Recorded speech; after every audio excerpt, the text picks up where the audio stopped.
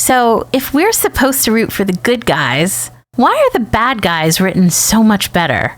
Today, let's check out Magneto. So, right off the bat, Magneto is presented as the villain, and what a formidable villain he is. I must admit, I do love a superpower. It does two things at once. First, it quickly illustrates how powerful your character is. And second, it creates instant interest, immediate eye candy, immediate destruction, immediate entertainment. As you probably already know, Magneto manipulates metal, and controlling metal was a great skill because unlike other superpowers like the power over lightning or having laser eyes, there were far more opportunities to show it off and in a wider variety of ways.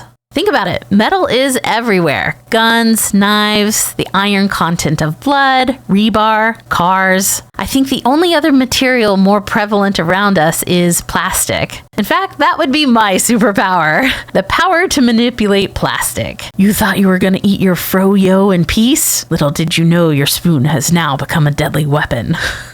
Now, the thing is, we get a lot of versions of Magneto. We see him through various stages of life, but today let's look at the character in the order that he was presented to us. He was first played by Ian McKellen and Michael Fassbender across two timelines. Ian McKellen's portrayal first presented Magneto as an elegant and composed antagonist. His ideology originates from the devastation of his youth when he and his family were all targeted for annihilation. This is important because this Magneto sees the current persecution of mutants as a repetition of history and acts preemptively to protect mutant kind. Magneto's crimes are rooted in a belief that war between humans and mutants is inevitable. So he strikes first to protect his people, but he does so with questionable ethics. He uses fellow mutants as weapons, sacrificing them without hesitation, and his manipulation of Pyro and other mutants shows how he exploits fear and anger to build loyalty. And although he occasionally allies with the X-Men, it's always temporary and strategic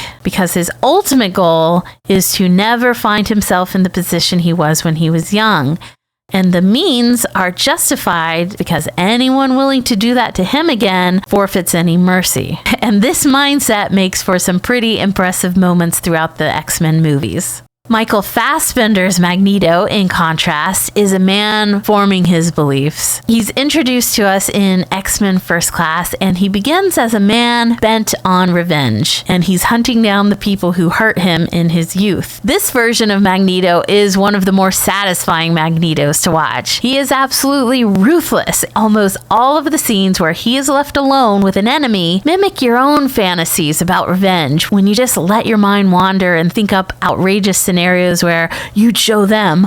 Kudos to the writers who brought us this poetic blend of karma, brutality, and showmanship. But in later X-Men movies, the tone shifts a bit, and we get a Magneto who is on the cusp of redemption and who is settling into a quiet life in Dark Phoenix. And I think that was a mistake. To start, it's an unusual and unlikely choice for the Magneto we know to make. I don't know who wants to see their villain make this kind of metamorphosis. Just sort of living on, what do you call those things? Kind of living in a commune.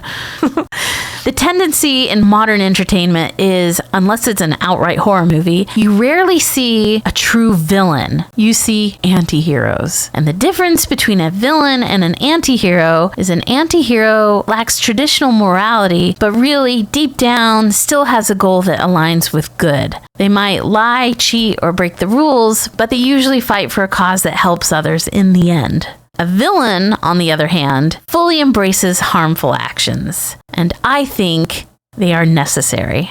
The beauty of a villain like this is, although to some he is the bad guy, to a select few he is the star. Because sometimes you're just sick of doing what's right. Not what's right to you, what's right to everyone else. And maybe you've been on the losing end of that stick too many times. And when someone like Magneto comes along, his actions don't feel like crimes, they feel like justice. And I can see how that would be very attractive to some. Now, make no mistake, in real life, I don't think you can succeed with that kind of thinking. Pessimism and hatred are detrimental to accomplishing anything. But geez, let us let out some steam vicariously in our entertainment. Can we please just keep our villains villains?